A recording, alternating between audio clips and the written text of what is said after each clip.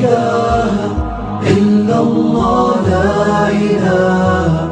إلا الله لا إله. بسم الله الرحمن الرحيم. السلام عليكم ورحمة الله وبركاته. دعوة الكسو دوادا برامج كإسلام كي نولشة أو تدوات كمرات كدعوة حلقان وكالي كالسن تيفي برامج كنا حوزين كي معنا استوديو كالسن حرون تيزا مقدشو برامج كو حديثو تبيني أنو عبد العزيز علي قوليدا برامج كو حمرتي قوات كمركان إقلا قيب قاتا آلابا شيخ صلاة عنطوب حسن أو مشايخ دا صوماليات تدوات كان موضوع عن كو إيجينا أيا وحي تهاي إسلام كي سياسة دا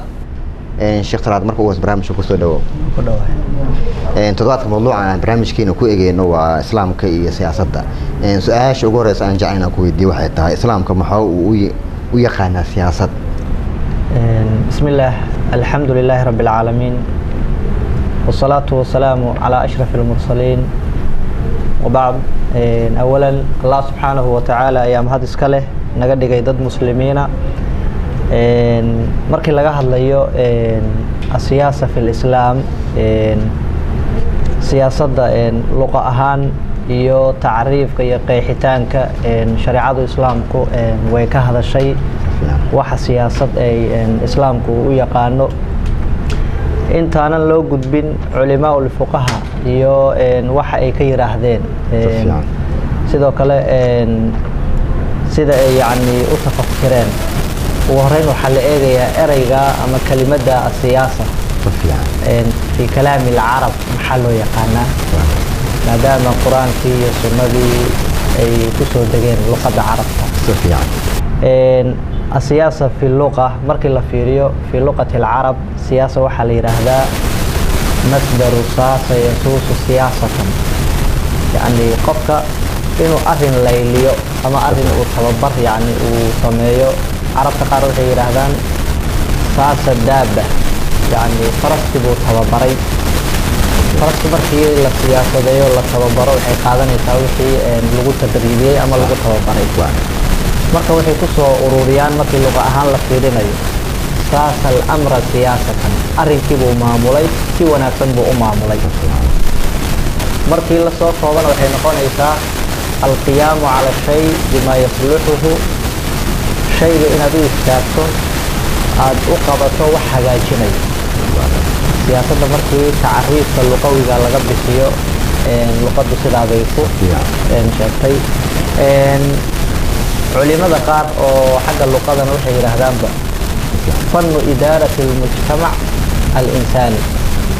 مجتمع إنساني إلا معموله وفن لوغو تلقلين سياسة أنا سو دغنو قرآن الكريم كاهي سنة النبي عليه الصلاة والسلام erayga siyaasad quraanka markii laga baaro laguma soo helay waa eray ahaan siyaasa marka quraanka laga baaro kuma jiro quraanka kuma soo aroorin laakiin wax siyaasad tusinayo oo laga qaadan karo ayuu quraanku ka hadlayaa tusaale Allah subhanahu wa ta'ala markuu ka hadlayay ehelkii nabi Ibrahim ilaahay wuxuu subhanahu wa ta'ala فقد آتينا آل إبراهيم الكتاب والحكمة وآتيناهم ملكا عظيما يعني الله سبحانه وتعالى وتسلمام يا النبي إبراهيم يو إلبه أولي والنبي النقضي إنه إلهي فيه حكمة إيا كتاب وهو الراعي وآتيناهم ملكا عظيما ملكي إمام الوين نواسين أريد ملكي وتسلمام يا مرحب maamul siyaasadda laga fahmayaa sidoo kale quraanku wuxuu ka hadlay siyaasadii ay ku maareeynayay gabadhii Balqiis la dhahay dadka ay boqorka u ahayd markii nabiyullah Suleymaan alayhi salaam uu risaale iyo fariin u diray inay ku soo biirto mulkii nabi Suleymaan diintina ay qaadato go'aan aysan iska gaarin waxay isugu yeeshay dadkii خبرة يدرسي ووينا ومامل تخلق السنة حيث ما كنت قادعة أمرا حتى تشهدون يعني أهل مضى سنة إلى إذن كأد يعني إغلا رعدان أو أرين كأد قوب جوك كنقطان أنا وحيث سنة مامل كيدي إنه يهي شورا وضا تشهد استبداد iyo kalisnimana uusan oo dhanka sida baarlamaanka meesha uu joogo kale waa ka marka ilaahay uu ka hadlo subhanahu wa ta'ala ma kuntu qadi'atan amran hatta tashhadun araygaas waa siyaasad laakiin quraanka siyaasad ahaan lafdi ahaan kama hadlin laakiin wax tusinayo ayuu ka hadlay sidoo kale maamuladii adduunka soo maray waxa ku jiray maamulo qalafsan oo istibdaadiya oo dadka lagu isticmaalsan sidii fir'aun boqortooyadiisa quraanku ma amaani quraanku ka hadlay fir'aun sida dadka uu dhibaateeyay ilaa xad inuu sheegtay ilaahnimo ilaahay wuxuu subhanahu wa ta'ala sidoo ka hadlayo xumaantii uu sameeyay fir'aun إن فرعون علا في الأرض وجعل أهلها شيعا يستضعف طائفة منهم يذبح أبناءهم ويستحيي نساءهم يعني يقول الله سبحانه وتعالى فرعون نلقوا وفكتهي أهل كي وأتيجا معمولين وتقدري قيب وضعيف سنة استعمار سنة قريب بن إسرائيل بيعه المهر وجورعي بالبرولش وجورعي قبلها وديني معمول في سحماء إلهي كهل سبحانه وتعالى فرعون معمول في سحماء وحين تسنى يا المركة آياتها هي نصوصها قرآن إن السياسة ده كهل لكن أري أهم أصل أسوأ قادم أري السياسة لينا مركان إبنو سنة النبي عليه الصلاة والسلام رسول صلى الله عليه وسلم حديث بخاري وورينيو وحديث كسدح كن أفر بقل كنتن يشن إمام مسلم نوحو كورينا يا كن سديد بقل أفرتن يلا بحديث أبو هريرة حديث كنبي كوري عليه الصلاة والسلام رسولك صلى الله عليه وسلم كانت بنو إسرائيل تسوسهم الأنبياء كلما هلك نبي خلفه النبي رسولك عليه الصلاة والسلام قال بنو إسرائيل وحمامولي كري النبي ده أقول كان بنو إسرائيل على الغفر markuu nabi dhintaba nabi kale loo soo saaray siyaasadda iyo maamulka bani Israa'iil waxa hayay nabiyada xadiiskan wuxuu si cad u tilmaamayaa marka in siyaasadda ay maamul nabiyadu horena ay ku qorneen taariikh ahaan sida aan soo sheegnay ay tahay qofku inuu u istaago wax ummadda islaaxinayo in siyaasad loo aad ma santahay isla in su'aashan hadii aan dabagalo hadalkaaga ku jirto dad badan waxay aaminsan yihiin in islaamka iyo siyaasadda la kala saaro diin islaamka waxay ka qabtaa qof fikirkaas aaminsan oo dhahayo siyaasadda gooniha laga dhigo diinta islaamkana gooniha laga dhigo wax isqabanaya ma Cabdi aad baa ma santahay waa su'aal aad u wanaagsan markii laga hadlayo mawduuca hadda ay dul taaganahay oo siyaasadda hadba waxa lagu بيت جريدة أما أساس لغة اللي سياسة ضدك يعني خوشها وضع عقيدة دول مثال هذا وضع كينا نفترين وضع كينا وضع إسلام وضع كإسلام كان وضع كمسلم سياسة دي سوا سياسة إسلامي markii laga hadlayo siyaasadda waana ka hadli doonaa culimaa fuqaha waxa ay u yaqaanaan siyaasadda caqliyan ku dhisan oo dadka caqliga leh ay soo saaraan haddii aysan sharciga khilaafin xalliga siyaasa caqliya aysan sharciga khilaafin siyaasaddaasna waa siyaasad socon karta safiyan laakiin siyaasaddu hadday ka hor imaanayso caqiidadii iyo sharciga islaamka ما نقول في سياسة الإسلام قصة عنه هذا مركا أيام لو يتمر أن براهن بالشدة أو حنقو أخي يعني كهف لي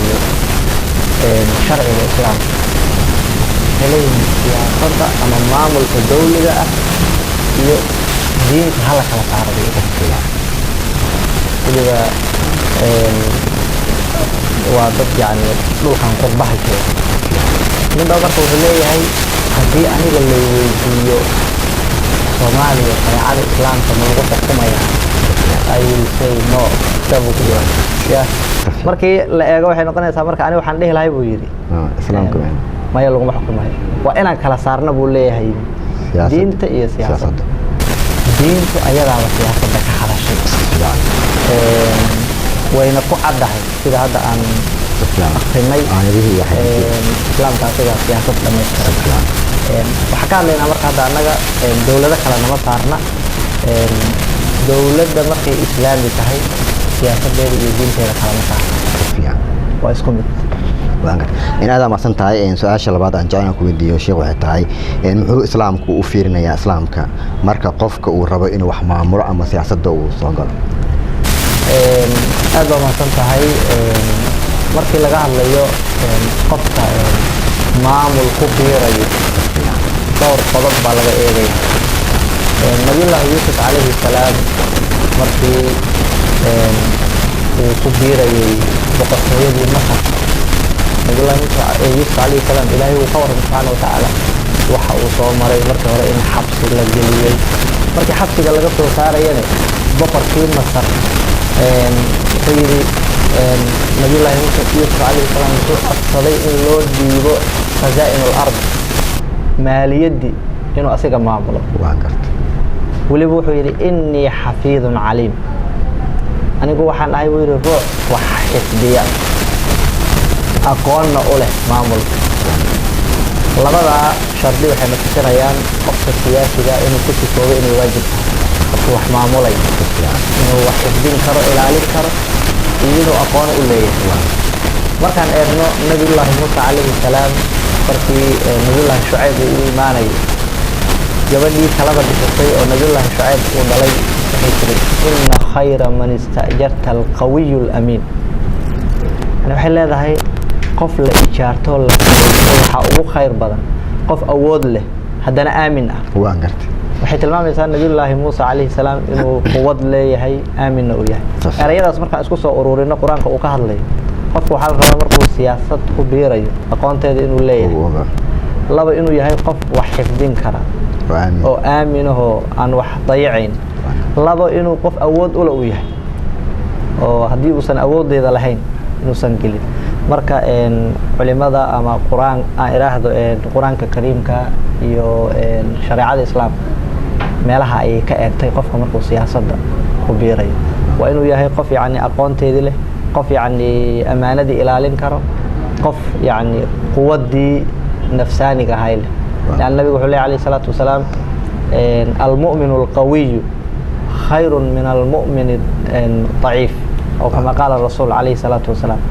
مؤمن كقوي أو يعني قوة بشرية أي كجرت هي قوة عقلية يعني أود مسكحات أود بشرات كجرت وكخير بدن يهي وكوناك بدن يهي يعني قفك يعني ضعيف او قفك هذه مسكحديسو اي هوسيسه iyo qofka hadii maskaxdiisu sareyso way kala wanaag badan yihiin xagga maamulka marka maadaama waxa la maamulayo ay yihiin insaan iyo bashar qofku waxa la rabaa inuu yani ilaa xad heerkii loogu talagalay uu gaaro uu yahay qof aamin ah uu yahay qof aqoon u leh uu yahay qof awoodii maamuleed leh dhinaca kale hadii aan eegno inta badan waxa caalamka oo isbedelay waagi hore waxa jirtay boqortooyo lahaayo hadda waxa yimid nidaam dawli ah marka dhanka islaamka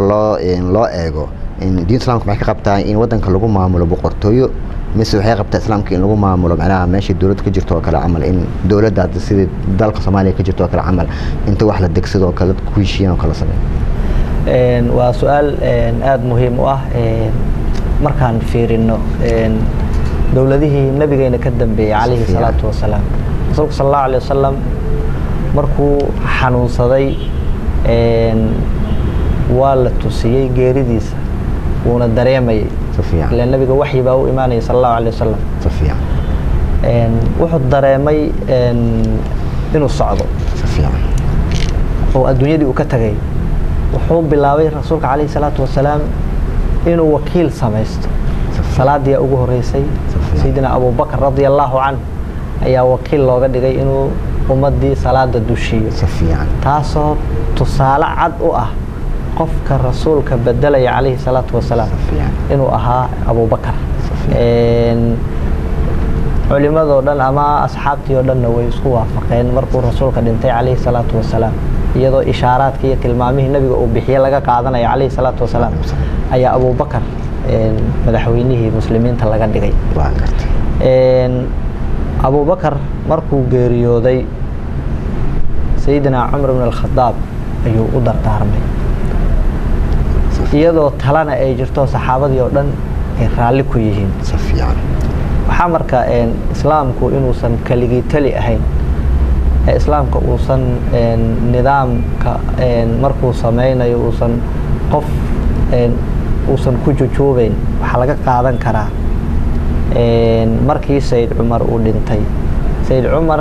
intuusan geeriyoonin uu dardaarmay 6 saxaabi ayuu wuxuu yidhi ka tashada cidda loo dhiibayo nidaamka ama dowladnimada. 6daa wuxuu ogaa sayid cumar dadka saxaabada ugu aqoonta badan inay yihiin, ugu cilmiga badan, ayagana shuuray sameeyeen. saxaabadii ansaar iyo muhaajiriin oo dhan waa la isugu yeeray. wada tashigaasa waxaa ka soo baxay in dowladdii loo dhiibo Cuthmaan ibn Cafaan. markaa fiirisa marka taariikhdii dowladda islaamka ay soo martay waxay ahayd yacni wax shuuro ku dhisan oo mar walbaba tala la gelinayo oo ummadihii muslimiinta ay ka tashanayaan cidda loo dhiibayo nidaamka. waxaa muuqata marka islaamku hadafkiisu inuu yahay ashuura, wada tashi. markii la tashto ciddii markaa laysla garto in loo dhiibo. in aad maasan tahay dhinaca kale siyaasadda daliil mawduuc hal mawduuc ama hal barnaamij lagu soo koobi karo islaamka waxa uu ku yiri ama uu ka dhahay siyaasadda. markaan eegno dhanka siyaasadda islaamka wuxuu ka qabaa in macnaha dad aan islaam ahayn in macnaha heshiis la galo kale ama la maamulo kale ama dawlado kale oo kristaan oo kale diimo kale haysto kale in siyaasadda in dhex marto kale macaamil wuxuu diin islaamka qabaa. aad ma umahsan tahay. waa su'aal iyadana meesha ku jirta oo u baahan in la ifiyo. rasuulka calayhi salaatu wasalaam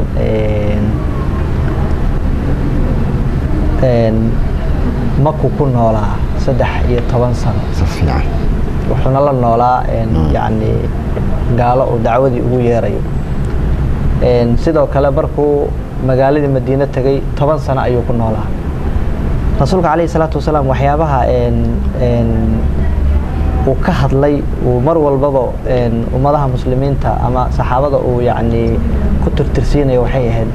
yacni tacaamul wanaagsan in dadka lagula dhaqmo. markuu madiine tegay, madiina waxaa ku noolaa muslimiin iyo gaalo. gaaladii uu la tacaamulay, heshiis buu la galay. heshiiskaasoo ku salaysan in magaaladii laysla difaaco, magaaladii si nabada lagu wada joogo. arrintaas marka waa tacaamul diblomaasi ah oo gaaladii lala tacaamulay. sidoo kale rasuulka calayhi salaatu wasalaam warqado ayuu diraya uu u dirayo boqortooyadii jiri jirtay روم iyo Faris iyo boqortooyadii xilliyada waaweynaa oo gaalada xukumay. waxay ku tusinaysaa marka rasuulka calayhi salaatu wasalaam inuu sameynayay xiriir oo gaaladii uu la xiriirayay, la wada hadlayay, heshiis uu la galayay nabadeed. marka tacaamulkaas oo muslimiintu ay sameynayaan oo gaaladu ay la sameynayaan haddii uu yahay tacaamul iqtisaadiyadeed oo xagga dhaqaalaha ku saabsan, haddii uu yahay mid yacni xagga nabadda iyo heshiiska iyo wada noolaashaha ku saabsan, diinta islaamka way soo dhaweynaysaa. wain janaxuu lisalmi fajnax laha buu leeyahay allah subxaana wa tacaala. haddiiba mar ay si heshiisa kuula noolaanayaan adigana heshiiska yacni ku taagnaa. intii ay heshiiskaa ku taagan yihiin rasuulka waxaa la amraya calayhi salaatu wasalaam inuu heshiiska ku taagnaado uusan asaga ka bixi karin. marka diinta islaamka waa diin nabadgelyo, waa diin ku dhisan isu keenid, isu imaasho. cunfi iyo shido iyo qarbudaad kuma dhisna. mar walbana xiriirka nabadda ku dhisan oo yacni mar walbaba tusinaya in la wada noolaado oo aan la isdhibaataynin. diinta islaamka way soo dhaweynaysaa. waan gartay aad maasan tahay daawadayaal. weli waxaan ku jirnaa qaybihii dambe ee barnaamijkeena islaamka iyo nolosha. toddobaadkan waxaan ku eegaynaa islaamka iyo siyaasadda waxa uu ka yiri. barnaamijka waxaa marti ugu ah Sheekh Salaad Cantoob Xasan oo ah mashaayikhda Soomaaliyeed isla markaana wax badan ka yaqaano arrimaha la xiriira siyaasadda iyo islaamka darasad badan ku sameeyay barnaamijkeena ayaan ku guda jirnaa qaybihiisii dambe haddii aan eego haddii meel ama beled macnaha dad ku nool oo macnaha oo siyaasadda ay ka halawdo kale si Soomaaliya ka dhacdo kale amal ama madaxdeeda xumaato kale fidnada ka dhalan karto iyo waxyaabaha diin islaamku ay ka tiri in macnaha maamulka wanaagsan maadaama meeshii uu ka baxo waxyaabaha markaas bulshadaas macnaha laga rabo inay sameeyaan maxay tahay Cabdicasiis aad baan mahadsan tahay markii la eego siyaasaddu haddii ay yacni ay meesha ka baxdo ama si xun loo maamulo waxyaaba ka dhalan karo horta waa fitna aad u weyn maxaa yeelay horta waxaa la yidhahdaa laa yasluxu الnaasu lilfawda dadku marnaba kuma habboona inay fawdo iyo nidaam darro ay ku jiraan Soomaalidu markay ka hadlaysana waxay tiraahdaa dawlad la'aan dawlad xun baa dhaanta horta waxay u baahan tahay mar walbaba in ummaddu ay ka shaqeeyaan midnimadooda iyo isu imaashadooda iyo inay arintooda ayaga maamushaan waana waajib diini ah in dadku ay u kacaan hadday ahaayeen culimo diinka aqoon-yahanada ganacsatada iyo dadka yacni waxgalka ah inay mar walbaba ka shaqeeyaan sidii nidaamka lagu qurxin lahaa waxaan isleeyahay hadda dalka dawlad baa ka jirta heerkay taagan tahaba waxa waajib ah marka in loo maro si yacni dhibaatooyinkii iyo colaadihii iyo faqrigii iyo baabi'ii si looga gudbo in yacni nidaam waadixa oo cad oo shareecada waafaqsan in lala yimaado waxaana ilaahay uga baryaynaa inuu ilaahay waafajiyo dadka madaxda ah in siyaasad hagaagsan ay la yimaadaan oo ay noqdaan dad aamin ah dad yacni markii ay dad yacni wax u dhiibanayaan dad aqoon u leh mar walbaba ay u dhiibaan haddii marka intaa la helo oo qof hawshii aqoon u leh aaminna ah kartina u leh intaas haddii la helo waxaan isleeyahay nidaamkii iyo kala dambeyntii way soo laabanaysaa waan gartay dhinaca kale asbaabaha sababi kara siyaasadda inuu baro ama ku biiro qofka siyaasiga waa mahadsan tahay horta waxyaabaha sababi karo qofka inuu yacni siyaasad uu ku biiro way fara badan yihiin laakiin kow iyo laba markaan soo qabanno qofka horta inuu yacni yahay qof yacni mar walbaba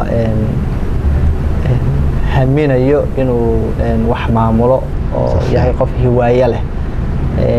waxay ka mid tahay asbaabaha keenayo inuu yacni siyaasad ku biiro sidoo kale maxaa yeelay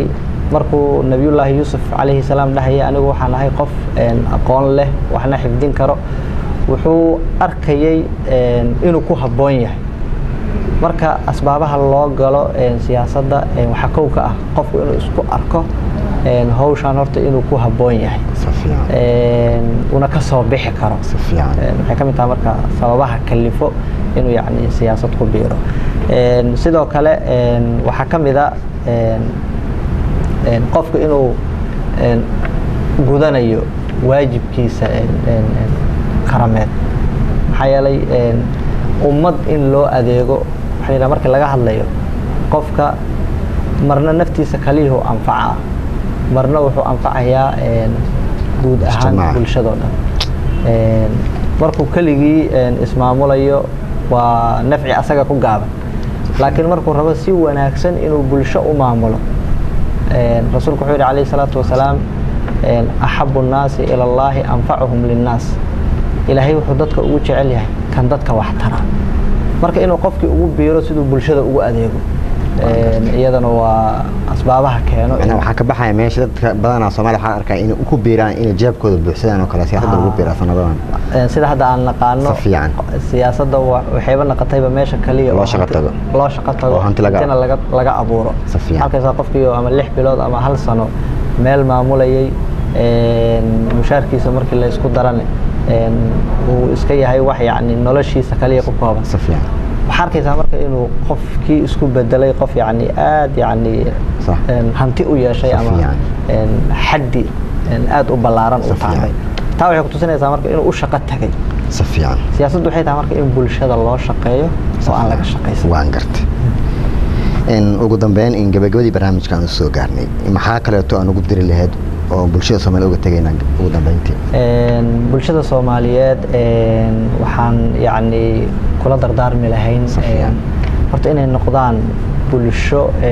mar walbaba taageera nidaamka wanaagsan xaqana u heeliya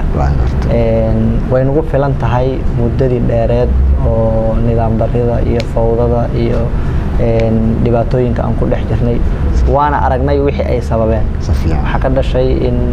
caruurtayni ay tahriibaan oo ay badihii ku leedaan waxa ka dhashay in yani faqri iyo gaajo fara badan ay timaado waxa ka dhashay dalka inuu yani meel hoose u yaalo oo maanta uu yani ka soo bilaabanayo meel yani ever ah waxa muhiim marka mar walbaba in wanaagga la fiiriyo bulshada Soomaaliyeed marka waxaan kula dardaarmaynaa in yani mar walbaba ay taageeraan xaqa iyo wanaagga iyo nidaamka wanaagsan inay ka fogaadaan fawdada iyo qabiilka iyo wax walba oo dawladnimada wax u dhimayo islaamkana ku dhaqmaan wax walba oo dawladnimada wax u dhibayo mar walbana inay yani ku saleeyaan diinta islaamka iyo shariicada ilaahiga ah aad amasantahay in shaqalaad guud ahaan intaan jecelnahay daawadayaal inaan ku soo gabagabeeyo barnaamijkeena islaamka iyo nolosha oo todobaadkan ku eegeynay islaamka waxa uu ka yiri siyaasadda muxuu ka qabaa barnaamijka waxa ay la falaqeynaysaa markaana martigu ahaa Sheekh Salaad Cantob Salaad oo kamid ah mashaayikda Soomaaliyeed isla markaana wax badan